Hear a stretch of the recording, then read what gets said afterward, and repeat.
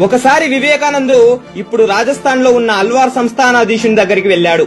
విగ్రహారాధనని వెక్కిరించడానికి ఆ రాజు వివేకానందునితో, నాకు విగ్రహారాధన పట్ల విశ్వాసం లేదు, రాయిని, రప్పని, కర్రని, లోహాన్ని ఎవరైనా ఎలా ఆరాధిస్తారు? ప్రజలు అపోహలో ఉన్నారు, కేవలం సమయం వృధా చేసుకుంటున్నారు అన్నాడు. స్వామీజీ నవ్వుతూ స్పందించారు.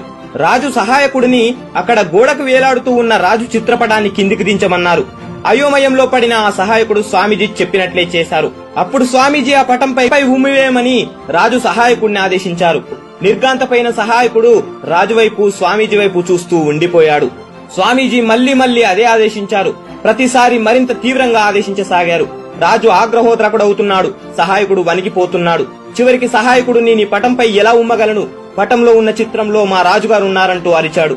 అప్పుడు స్వామీజీ రాజుని ఎదురుగా వ్యక్తిగతంగా కూర్చొని ఉన్నారు. ఆ పటంలో ఉన్నది కాగితం మాత్రమే. అది మాట్లాడలేదు, వినలేదు, కదల్లేదు. కానీ నువ్వు ఆ పటంపై ఉమ్మివేయనంటున్నావు. ఎందుకంటే నువ్వు ఆ పటంలోనే రాజును చూసుకుంటున్నావు కాబట్టి ఉమ్మివేయనంటున్నావు. ఆ పటం మీద ఉమ్మితే నీ రాజు మీద ఉమ్మినట్లని నువ్వు అనుకుంటున్నావు అన్నారు. స్వామీజీని చూసిన రాజిక స్వామీజీ ముందర సాష్టాంగపడ్డాడు. స్వామి చెప్పదలుచుకున్నది తనకు పూర్తిగా అర్థమైందని ఆ రాజు చెప్పాడు. ఇదే విగ్రహారాధన యొక్క సారం.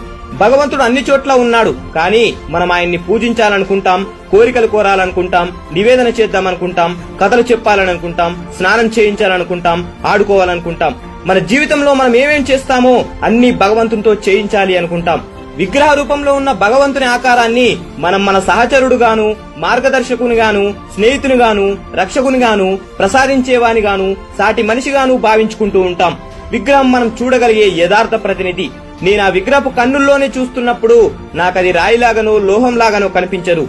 మరొక జత కన్నుల ప్రేమతో నన్ను నవ్వుతూ చూస్తున్నట్లు అనిపిస్తుంది.